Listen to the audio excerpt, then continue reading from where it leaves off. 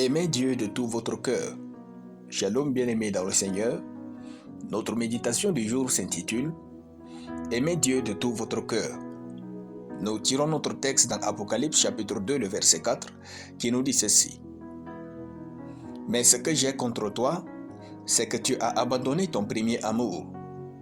Alléluia. Aimer Dieu de tout son cœur est une réalité qui a tendance à disparaître au fur et à mesure que nous avançons dans la vie. Pourtant, cela ne devrait pas être le cas. Au début de notre relation avec Dieu, les bénédictions de Dieu n'étaient pas la cause de notre joie en lui. Au fur et à mesure que la vie chrétienne évolue, plusieurs d'entre nous se sont arrêtés dans les choses que Dieu fait au lieu de continuer à marcher avec lui.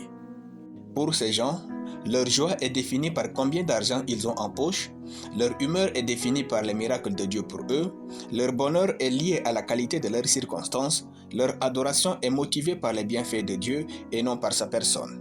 Ils sont actifs pour Dieu à l'église tout en vivant une vie de péché en dehors de l'église, ils n'ont plus peur de pécher comme autrefois. La question qui demeure est, où est passé votre premier amour ? Où est passée cette passion qui vous attirait vers Dieu et vous éloignait du péché à votre début en Christ? Heureux l'homme qui embellit et fait croître avec sagesse son premier amour pour Dieu.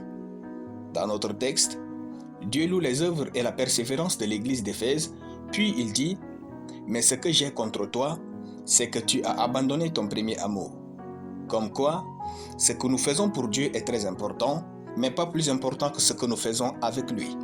Si ce n'était pas le cas, Dieu n'aurait pas réprimandé l'église d'Éphèse malgré tout ce qu'elle a fait pour lui. Au milieu donc de tout ce que nous faisons pour Dieu, c'est nous qu'il veut en premier. Aimons Dieu plus que tout ce que nous faisons. Le premier amour est innocent. Le premier amour est vif. Le premier amour ne considère pas le temps passé. Il est joyeux, voit tout parfait. Le premier amour est inépuisable. Le premier amour pardonne tout et rapidement. Le premier amour croit tout et facilement. Le premier amour surmonte les obstacles. Le premier amour aime la compagnie de l'amant. Le premier amour rend fort. Le premier amour accepte souvent tout. Le premier amour est collant. Vivez-vous encore ce genre d'amour avec Dieu? Êtes-vous capable d'aimer encore Dieu de cette manière? Si après tant d'années en Christ, malgré les péripéties et les luttes de la vie, vous aimez encore Dieu comme la première fois, alors vous pouvez dire que vous aimez sincèrement et profondément Dieu. Alléluia. Nous allons prier.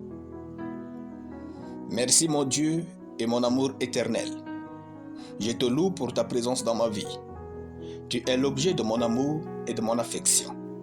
T'aimer et vivre en t'aimant, c'est la plus belle chose qui me soit arrivée de connaître ici-bas, au nom de Jésus. Amen. La lecture biblique en une année, tout le livre de Nahum. Soyez bénis, c'était le pain du ciel.